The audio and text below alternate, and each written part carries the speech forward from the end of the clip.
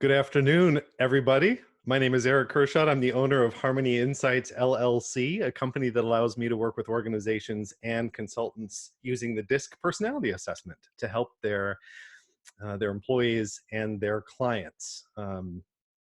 Especially now, when so much is being done virtually, DISC ends up being a really good resource for helping teams engage and develop themselves. And I am also the founder of HR Hot Seat, an inclusive HR mastermind community, which has over 2,500 members in 10 different licensed chapters around the country. And we get together to network, to share job opportunities. And a lot of that these days all of it actually is being done online via Zoom, but also over at our website at hrhotseat.com, entirely free to get involved, and forum areas, all sorts of things to take advantage of there. What you are attending today is a Harmony Insights lunch date. And as I've been telling it, a couple of weeks ago, I decided there's so much going on in the world. I want to stay inspired by spending 30 minutes of my lunch hour, thus the lunch date, here in the Central Time Zone, talking with people who inspire me, colleagues, friends, just anybody with whom I know I can have an inspiring conversation and leave that lunch date ready to tackle my afternoon. And I thought, why not invite other people along for the ride? And that has turned into what's been a couple of weeks of just fantastic conversations, the recordings of which I'm hoping to get out soon. Today's lunch date is featuring my friend Tina Marie Wohlfield of TIMAWO LLC. And I want to welcome Tina to our conversation. Good afternoon. It is an absolute pleasure to be here with you, Eric, and thank you so much for sharing your lunch with me and everybody else that's on our call. Of course. And I just said Tina, and I fall back to that as Tina Marie, and I'm going to get that right, I promise. Tina Marie, will say that you've made the short list of folks that I really find inspiring, that I want to spend time with during my lunch date. And you and I have spoken a number of times in the past about the power of community and networking and the great things you're doing with HR Unite. And I certainly want to get into all of that. Do you mind, even prior to your own introduction, which I want you to be able to share with people, do you mind sharing with us how you have been personally impacted by coronavirus, given that we all have been to some extent? How has it impacted you in your world? So I would say I started off 2020 on fire, and I mean that from a great sense of HR Unite was growing, my company. I got picked to speak at National SHRM, which is like Ah, my epitome of a bucket list. Like I cried when I yeah, found that out. I was so happy for you. And then boop, hit a wall. Right. Hit a wall. And, so it's hard. My husband works in healthcare, and he is not a first responder or frontline person, but he works in healthcare. Mhm. And I live in Detroit, and we're seeing a lot of stuff firsthand, as far as, somebody who has it, who has had a family member that's passed. And so all of a sudden, I had this momentum, and then this all happened. And then trying to help my husband cope and navigate his world. My kids came home, they're dealing with online education. And all of HR Unite and all of what I do is really in person engagements. Mhm. So I teach at Walsh College, I teach a SHRM certification class in person. We went via Zoom. We didn't know what was going to happen there. You have a lot of turmoil. um, I have all these speaking engagements and all of these coffee talkies and everything that all of a sudden we were like, what do we do now? Mhm. And I will be honest and frank that I woke up, like, it was probably like day 5 or 6 as I'm trying to navigate the CARES Act and all of the other chaos going on and trying to get my kids situated with online learning and trying to help my husband cope with being remote.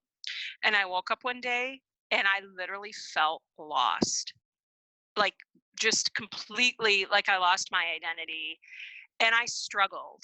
And I will be honest for Frank, I sat at my kitchen table and just started crying. I Mhm. mean, just overwhelming. And it's just, the aspect of, I don't know if you call it PTSD from going back from when the Affordable Care Act went in 2008 and all these other things kind of rolled into it. But I felt lost because I couldn't go to the people that I'd normally go to and say, or hey, can you grab lunch, or let's Mhm. have a meeting. And it was hard to struggle. And so the power of my network community, or people that would just randomly text me, because that's the kind of person I am and person you are. Again, we've reached out to each other, say, hey, how are you doing? That's what helped me when I had that Mhm. moment and felt like I just was completely lost in what would happen next. I got a text from somebody and they're like, Tina Marie, hey, how you doing? You've done much for me. And I think I always say, hey, good morning or good afternoon, sunshine. And they reached out and say, hey, sunshine, how Oh, are ya? yeah. Thanks for making my day. And somebody said that to me at the lowest point ever I was having. And I just took a step back and I took a breath, and then I pulled up my girl pants and I'm like, we'll be all right. We'll be all Yeah. right. So I think we've all had those moments. It's scary. It's anxious. It's overwhelming. We're stuck in a house. I'm stuck in a house for 7 weeks now with two teenagers and a husband and my interns who may hop on this call too. Eric's met my interns. They're four-legged, but you just, I can't, your work came home with you, right? Yeah. My work is here. I can't leave. It's here. Yeah. Now I call rooms in my house conference room A, B, C. Well, Right. here, welcome to the atrium. So I will just say that I understand we're all going and deal with this in different aspects, but even we're all human and we all have those moments, and it's okay. Again, all great leaders cry. I'm not ashamed that I broke down and cried. I'm not ashamed that I had a moment and said, you know what, I need to talk to someone. And I'm so grateful for that person, that random text from somebody that just said, hey, sunshine, thanks for making my day. Yeah. So outside of that, took a breath. We're doing all right. There's no animals been harmed, no kids have been killed, and Well, the that's a husband and great I are start. still happily married. So, There's so much already that you've mentioned that I want to dive into. I want to make sure we touch on how you are helping individuals and organizations through your work with TIMAWO LLC, and then also maybe a little bit about the HR Unite. You and I play in a similar space where we do bring together people together face to face, and now we have the opportunity, we'll say, to convene them online. One of my favorite sayings is, what does this make possible? So even in your darkest moments, when you're so frustrated and you're working through the anger and the grieving, to finally get to a point where you say, what does this make possible? And I think for us, it's bringing people together online. But as you and I have talked about, we have to remain sensitive to how we do that and mhm. what help we need along the way. Um, I'd love to hear that you and your husband are still doing well, because I would imagine that your natural sort of default or tendency is to go to the people that you are closest to. And your network is sitting out here, right? All of these people that you've helped that Mhm. are eager to help you and reciprocate and all of that stuff. But would you agree that naturally we first think of the people maybe that we live with, that we're related to, the people that time and time again we go to with every possible concern that we have before we even consider that our network might be of service to us? Yes, and they're overwhelmed too. So I can't They necessarily say, being your family they members being, well, the people you would normally go to, that you your would normally inner go to. Yeah. circle. Yeah. Yeah. Yeah. Yeah. So the natural tendency that I would reach out to my spouse, my best friend, those individuals that you would consider who you lean on the most. They're as overwhelmed as we are. And Yeah. they're not as accessible, or they're not as empathetic right now. And it's not that, I mean, they can't relate. I can't have a HR conversation with my husband. He'd be like, Yeah. stop, you're speaking another language. Right. But there are things that I think that we can all relate to, and we forget, like, bring your parent to school day is now every day. Instead Right. of take your child to work day once a day, it's bring your parent to school with you every day. Yeah.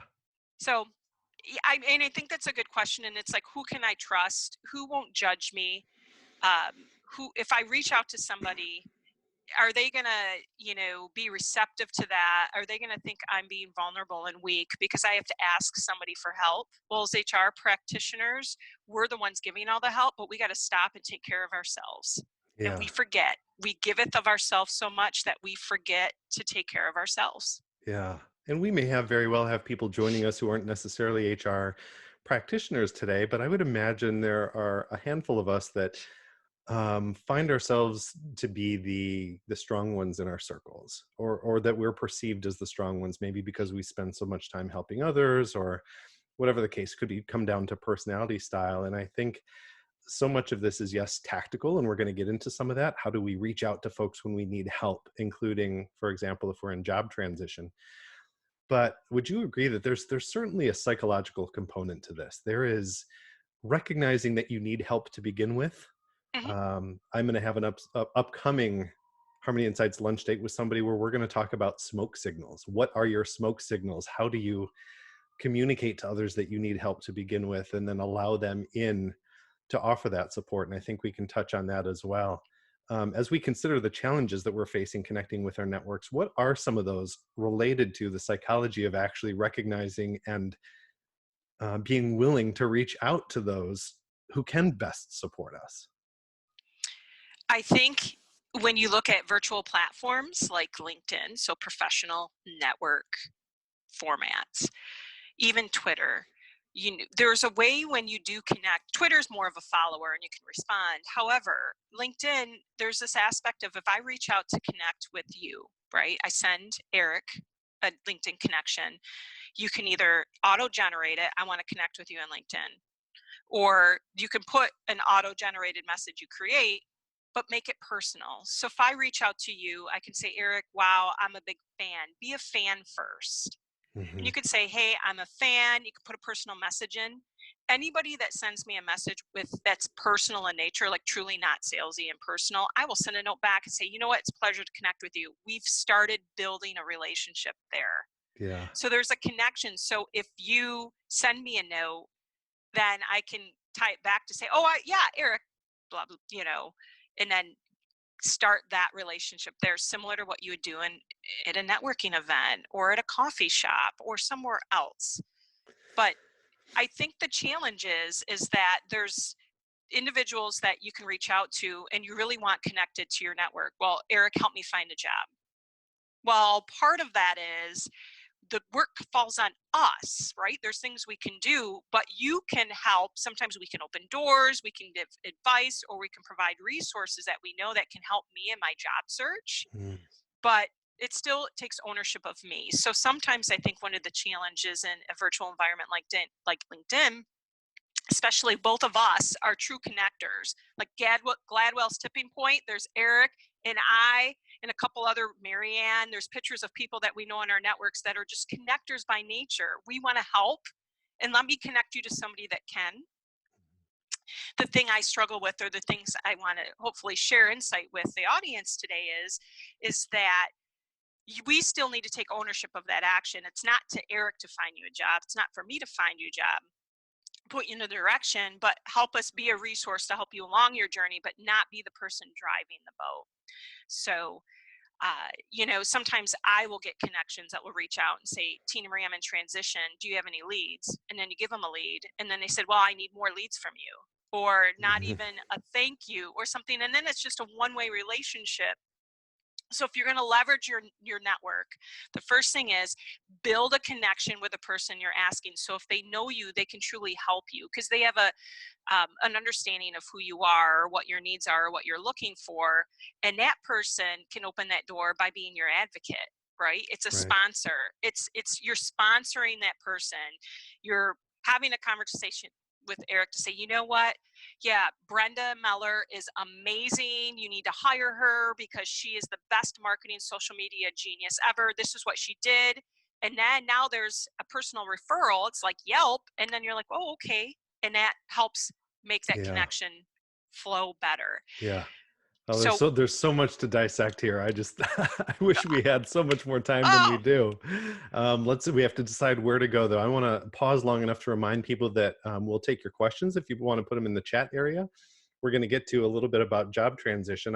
This might be a good time, if people can see it, for me to introduce a quick poll that I created that says, how comfortable do you feel leaning on your professional network for support? And so you can answer that if you see that on your screen. You can answer that as we continue our conversation. Tina Marie, we've talked about, given examples of people who seem to be good connectors. Do you feel yourself that this is something that you have to be Do you have to be born comfortable leaning on your network, born comfortable connecting with folks in the right way, or do you think that this is a skill that you can learn and develop as you go?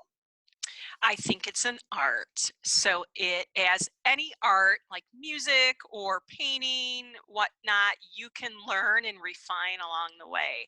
So anybody can do it. I think it takes practice and do what you're comfortable with.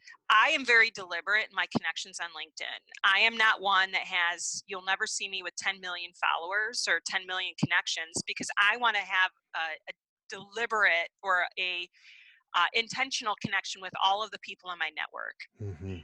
And so for me, that's how I've managed it. And so I, what I'm trying to say is, I think it's really important that if you are comfortable having the connections you have or building it the way you're comfortable doing, it's okay. You don't, you can, it's connections.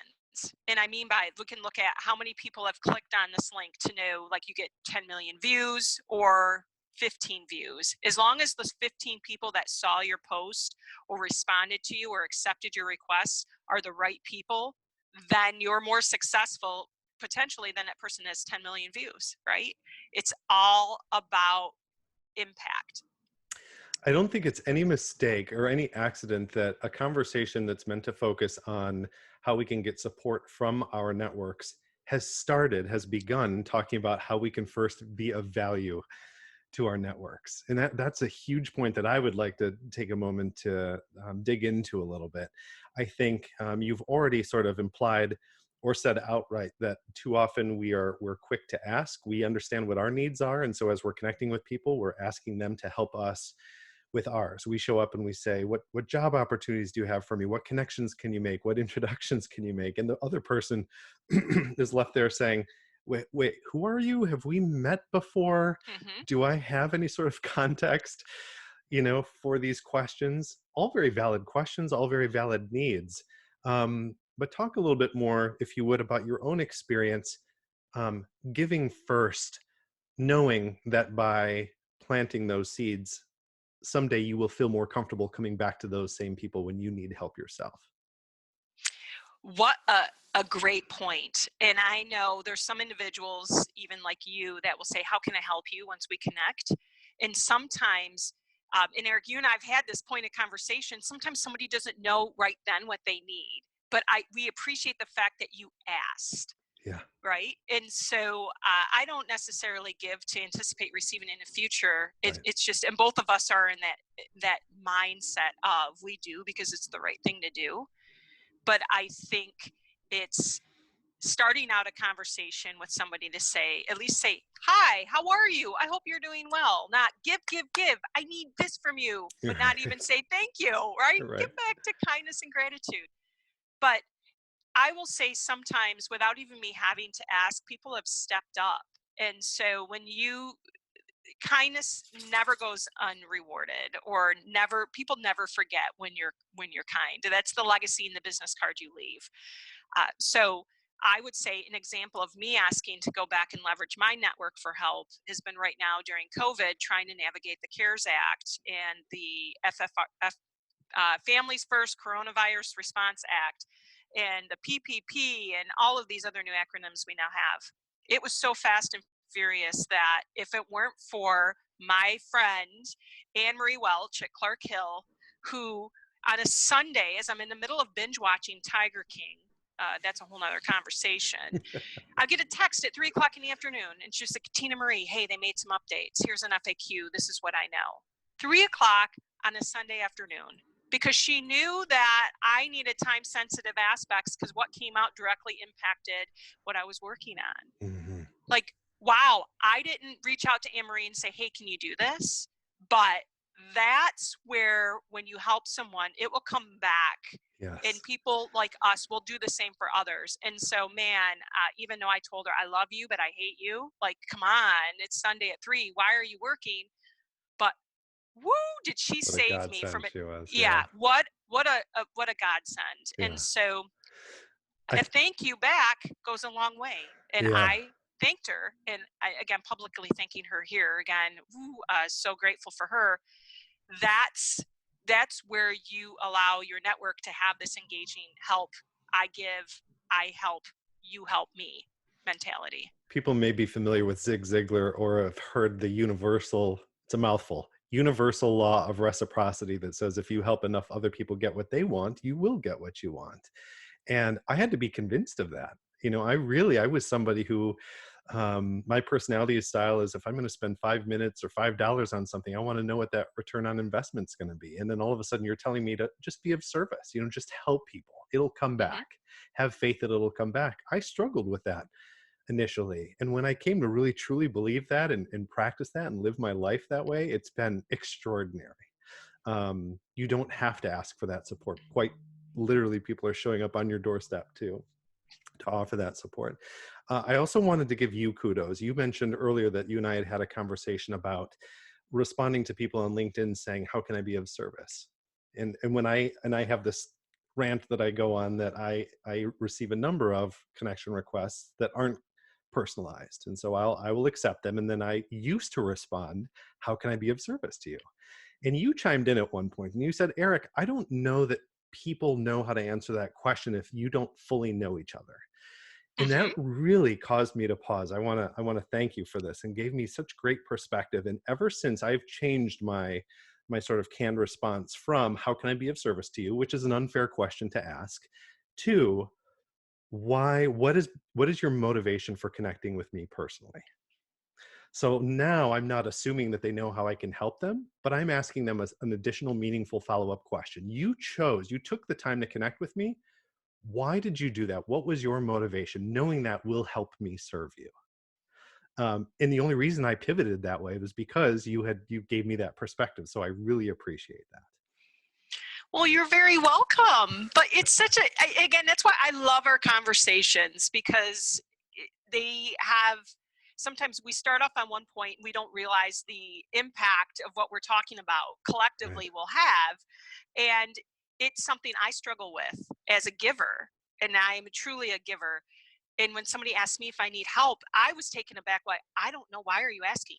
Like, I don't know. Do I look like I need help? But on Right. the flip side, I'm glad I helped you. But on the flip side, you helped me, so I can be more deliberate and be grateful somebody's asking that they want to help me, and Mm. be more open and accepting of that help instead of saying, "What? Do I look like I need help?" Well, I Right. do. COVID chic, but that's not the point. The point is that that's where I think the more comfortable we are with not just asking for, but receiving that Yeah. assistance back. And that's where the power of connections can truly be such a great resource. Yeah. I'd like to share just briefly the results, if people are able to see this, the results of the poll. 18% of our attendees today said they're very comfortable leaning on their network. 55% said somewhat comfortable, and 27% it's complicated, which I think should just be like a templated response in every poll that there is, right? It's Yes. complicated. So if you can believe it, we're already about 5 minutes away from 12:30 Central Time. So I want to be very clear with people about steps that they can take, even just one or two of your suggestions, steps that people can take to begin to lean on their networks, to become more comfortable leaning on their networks. And let's start with the context of being in job transition.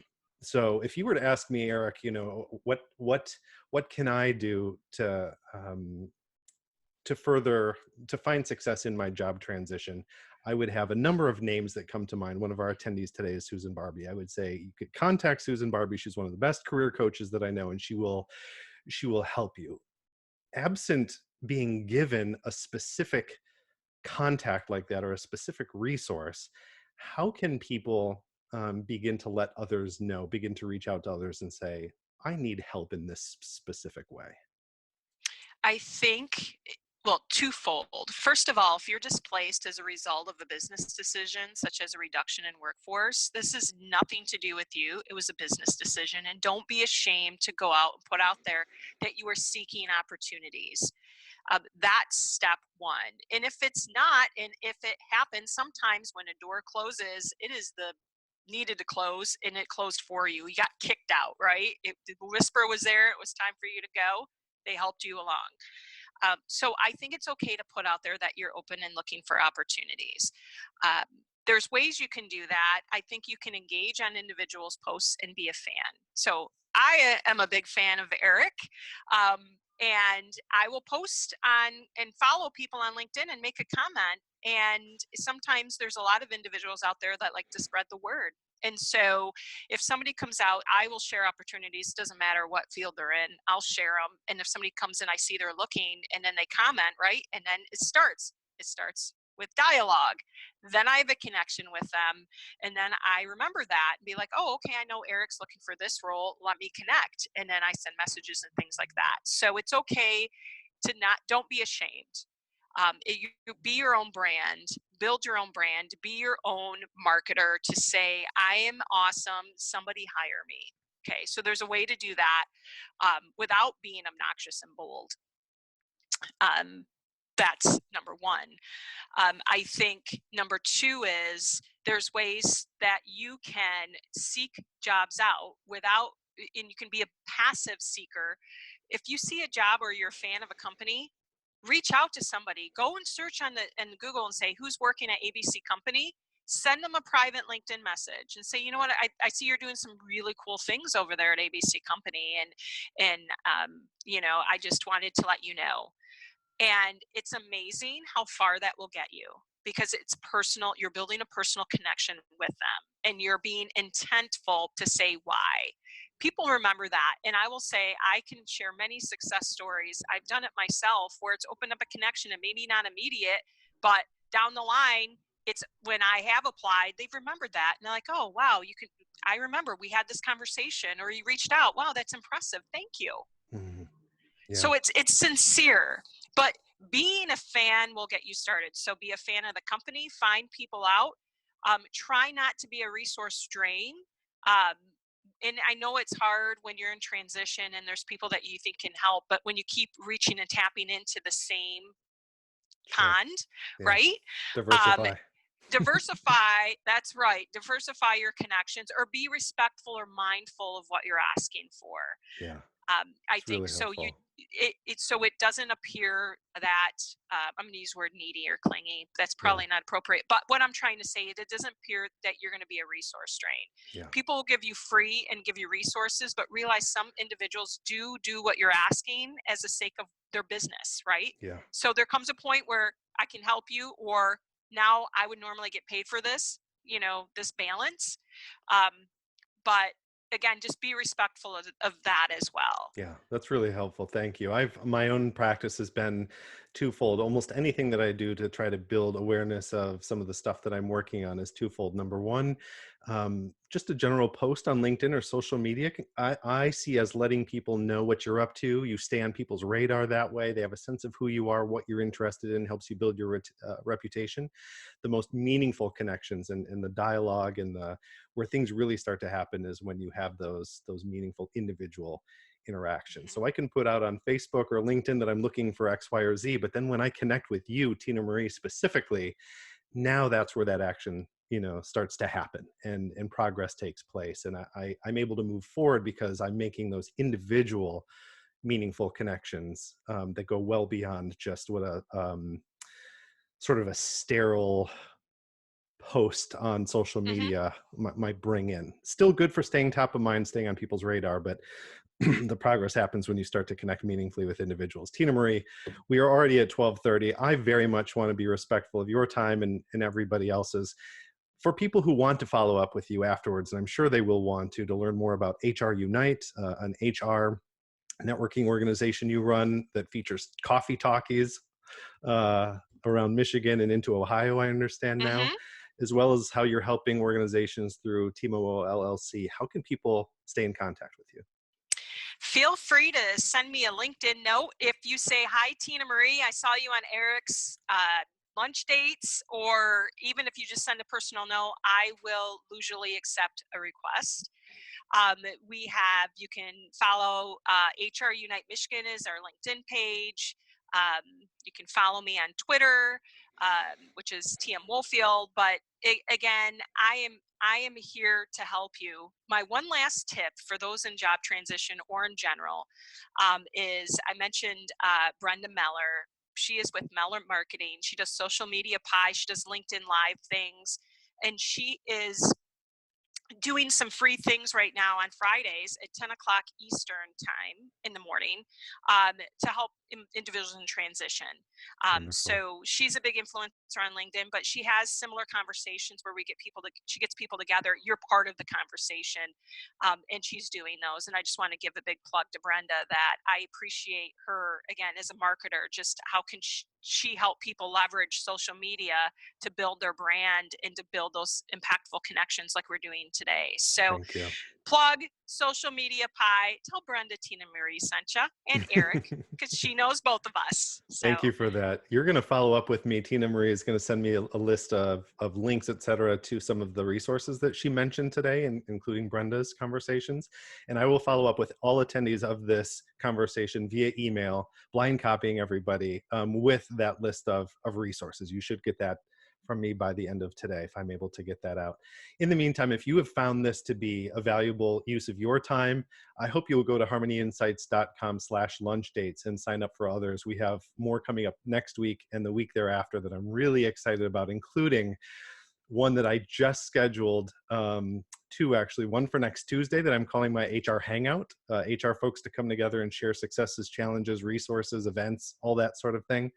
But then something on May 15th that is an idea that I've had for several months now that I am finally attempting to make happen. And I'm not going to give away too much more, but I hope you go on to harmonyinsights.com/lunch dates and look at May 15th, because I'm going to try something that I really hope works. It's going to be different from probably anything you've experienced before. And I really am excited to see how this goes. That carpool karaoke. did not. I've been known to sing on occasion, but I I'm know. not a karaoke fan. Oh. For me personally, other people do it very well. Tina Marie, thank you so much for